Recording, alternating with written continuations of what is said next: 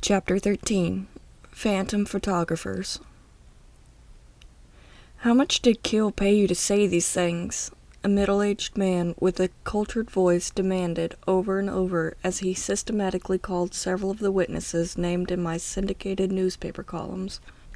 All those long-distance phone calls must have cost him a lot of money, and all he succeeded in doing was raising the ire of people who already had been plagued by an endless stream of unwelcome visitors, crank calls, and crazy letters. Some of them forwarded their mail to me, not knowing if they should answer, or how. Our UFO enthusiasts are compulsive letter writers. A major portion of the mail received by the witnesses are letters scribbled on sheets of cheap ruled paper and penciled demanding, "Send me everything you know." Others are neatly typed and cover 40 or 50 pages. Threatening letters are not uncommon. Some are laborious paste-ups using words clipped from magazines and newspapers. "Do not talk about flying saucers." Others are painfully written in block letters and red ink. Almost unreadable mimeographed forms are sent out by many of the teenaged UFO investigators who spring up after each flap, asking such vital scientific questions as, which planet did they come from? Unfortunately, no qualifications are necessary to join the various nationwide UFO correspondence clubs. Anyone who could scrape up the $5 or $10 could receive an impressive-looking membership card, which gave them carte blanche to harass local police and witnesses. Members of the Little Old Ladies on Tennis Shoes Brigade found instant identity in joining such clubs. Then they trooped about their state, lecturing on the coming of the brothers, appearing on local radio and television as the local experts, and more often than not, bringing more ridicule to an already ridiculous situation. Although they are largely a harmless and humorless lot, a few of the ego-tripping characters in ufology are not above creating a few hoaxes of their own, placing prank calls, and of course circulating the idiotic rumors.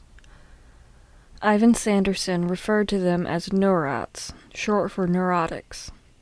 Dr. Edward Condon of Colorado University labored them as obstructionists. On several occasions, I did find that some of these card-carrying ufologists had warned witnesses to report only to them. Members of competing correspondence clubs often engaged in open battles, trying to reach witnesses first and accusing each other of all kinds of misdeeds. Donald E. Kehoe, head of the Washington-based NICAP, had spent years building and publicizing his case against the Air Force. The only tangible result of his campaign was the quality of people attracted to ufology and his ideas. Paranoid schizophrenics and obsessive-compulsive personalities dominated the field. Many of these groups collapsed inwardly in a short time because of the conflicting egos and the excessive paranoia. Members often regarded their fellow members as agents of the Air Force. Even NICAP, which had been founded in 1956 by a physicist who was hot on the trail of the secret flying saucer propulsion systems, came apart at the seams in the later 1960s. The few qualified members of its headquarters staff departed in an atmosphere of rancor, taking choice files and mailing lists with them, and Stuart Nixon, the office boy during the Kehoe regime, became director of the organization. The Air Force and the CIA did not have to try to disrupt the ufological movement. It is by its very nature a self-disrupting network of disoriented people. In the spring of 1967, following the publicity at the attended Mothman and UFOs, mobs of strangers descended on Point Pleasant. Cars filled with students from the neighboring colleges would arrive unannounced at the homes of witnesses named in newspaper accounts, often late at night, and expected to be welcomed. Mary Hyre and all the others were subjected to silly interviews by people who obviously didn't have any notion of how to go about investigating anything. Some of these investigators were tactless and impolite, as only teenagers can be, to the point of being offensive. One by one, the witnesses fell silent, refusing to talk to any more strangers, so newcomers saw a new mystery.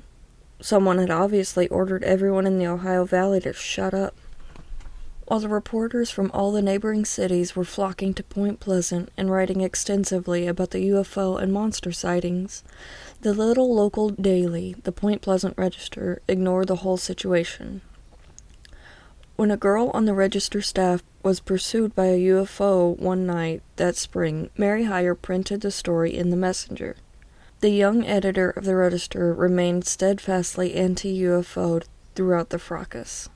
It was then my policy to publish only reports in which the witnesses allowed their names to be used. I avoided blind items, but as time went on, and I saw what was happening to some of these people, I realized they had to be protected, not from the men in black or sinister government agencies, but the UFO believers themselves. This unfortunate problem persists, and this is why I have used blind items here, or, in some cases, altered the names of the witnesses or their location. This is a common policy in medical books and scientific literature, but it is sad that it becomes necessary in the studies of this kind. One Sunday afternoon in the spring of 1967, I was walking along 42nd Street and 3rd Avenue with a lady friend. There was very few people on the streets at the time. Suddenly, a tall, thin man came around the corner. His face was gaunt and pointed, and he was carrying a camera. He raised the camera and deliberately took our picture. Then he turned and ran up the street. My friend knew nothing about men in black, and it is not unusual to see tourists snapping pictures in New York City. I deliberately refrained from making any comment. "That was strange," she remarked. "And he was such an evil-looking man. Why did he take our picture?" I could only shrug. The man, incidentally, was not dressed in black. He was wearing a sports jacket and slacks, but his clothes seemed to hang very poorly on his thin frame. A few days later, Dan Drayson phoned me. He was preparing to go back to West Virginia with a camera crew. "You know, this probably doesn't mean anything," he said slowly, "but the other day I was walking through Midtown Manhattan, and an Indian took my picture. He was even wearing a black suit." Dan knew of my concern with the MIB, but he was not well known to the UFO enthusiasts. I had tried to tell myself that the photographer on 3rd Avenue was a UFO nut of some kind. "Probably just a tourist," I offered. "Probably." In West Virginia, Mrs. Heyer was continuing to have problems. A luminous object appeared over her house and projected a powerful beam of light into her backyard. She was not at home at the time, but her husband and several neighbors saw it. Then one evening, her confused little man reappeared on the streets of Point Pleasant. She was certain it was the same man who had visited her office in January. This time he was wearing a khaki-colored uniform, but had on the same thick-soled shoes. When he saw Mary approaching him, he looked alarmed, took off on a dead run, and leaped into a black car driven by a very large man. "By the time I got out in the line of traffic," Mary said, "he was gone across the bridge into Ohio. I didn't get the license number, but the color looked orange." 3 days later, on May 8th, Mrs. Heyer arrived home from a civic meeting around 11:30 p.m. Just as she was opening her front door, a large black car squealed to a stop directly outside her house. She stood on the porch and watched as a man got out of the vehicle, raised a camera to his face, and snapped her picture. "His flash gun was very bright," she reported. "It blinded me momentarily. While I was standing there rubbing my eyes, he got back into his car and drove off. I couldn't see if there was anyone else in the car." She paused. "Now why do you suppose anyone would want to take my picture like that?" Why indeed? Our men in black were now engaged in a new game, or perhaps the game had been going on for years, but no one had ever noticed it before. As if I didn't have enough trouble already, now I was chasing phantom photographers all over the landscape. On a rainy night in April, a man from Ohio had been driving along Route 2 near Chief Cornstalk hunting grounds when a large black form rose from the woods and flew over his car. It was at least 10 feet wide, he claimed. I stepped on the gas, and it kept right up with me. We were doing over 70. It scared the hell out of me. Then I saw it move ahead of me and turn toward the river. Months later, late in October, he returned home from work and found a prowler in his apartment. "When I opened the door, I saw this man standing in my living room," he reported. "I think he was dressed in all black. I couldn't see his face, but he was about 5'9". I started to fumble for the light switch. Then he took my picture. There was a big flash of light, so bright I couldn't see a thing. While I was rubbing my eyes, the burglar darted past me and went out the open door. I guess I arrived just in time because there was nothing missing." Burglars with flash guns? 60 miles north of Point Pleasant, a young family in Belpre, Ohio, was having a full range of UFO-associated problems. The man in the family, I'll call him Ben, had been seeing a UFO hovering near a chemical plant on the river. He had heard you could signal the objects, so he flashed his car spotlight at it. The spotlight went out instantly, and he later found out that all the electrical systems in his car had burned out. His sighting marked the beginning of all kinds of weird happenings. First, his telephone went crazy, like so many others. He had not reported his sighting to anyone yet. He began to receive the beeping calls, and calls from metallic voices urging him to attend undefined meetings. He never went. A poltergeist moved into Ben's house. Drawers opened up by themselves, objects disappeared, a heavy cabinet pushed against the window and was moved by some force. Later, I tried to move this cabinet by myself and found it was too heavy. Ben's wife began to notice unusual people in the neighborhood. Ben received a mild scare that August as he was walking down the main street in Parkersburg and saw 2 black-garbed Oriental men who grinned at him broadly as if they knew him. They appeared to be confused or drunken, he noted, and seemed to have difficulty walking. Ben knew nothing of the MIB lore, but the men so alarmed him that he had crossed to the other side of the street. He had more UFO sightings and more freak phone calls. Finally, he mentioned his troubles to Park McDaniel. They worked together. And Mrs. Heyer and I drove to Belpre. 2 weeks before our visit, according to Ben's wife, a black car had stopped in front of their house, and a man in a black suit had apparently taken photos with a large camera. 2 of their neighbors had also witnessed this and corroborated their story. The photographer did not pay any attention to any of the other houses on the street. On Long Island, less than 30 minutes from New York City, UFOs, men in black, and phantom photographers were all very busy that summer. Eventually, I gathered reports of the photographers from as far away as Seattle. An aerospace engineer in the Northwest reported, for some 3 days, photographs were taken of our house. We thought they might be realtors or someone doing a film on the area. Then began the telephone interference, mail stoppage and misdirection, etc. The engineer, a well-educated man with a responsible position in a major aircraft company, involved himself in UFO research as a hobby. At first he assumed the photographers, telephone harassers, and all were agents of the government. Then something uncanny attacked his new home. Twice, a very powerful, specter-like influence visited the house, which projected fear of an incredible nature, he wrote. I am certain that anyone who did not understand these things would have been driven in a very short order to the state mental hospital. Another attack was interference with the time constants of a heartbeat. I would be awakened with a pulse of over 200. However, I always awaken because I sleep with plastic ear stoppers, and in each of the 30 to 35 instances, the noise awakened me. I had heard of this heartbeat phenomenon in Massachusetts and several other places, and put it down as more psychological than physiological. When Mary Heyer complained of hearing a loud, pulsing heartbeat sound late at night, I knew that she had suffered one severe heart attack and worried that she was really hearing her own heartbeat. Then Linda Scarberry and the McDaniels complained of hearing the same sound. Roger Scarberry was haunted by something else, by dreams of a great eye floating in the sky over Mary's house. Point Pleasant was filled with omens and portents. A man and a woman carrying a camera visited Steve and Mary Mallett, wanting to take pictures of them. Mrs. Mallett took down the license number on their Volkswagen, and when Mary had the police check it out, it proved to be non-existent. This business with license numbers was repeated over and over in many places.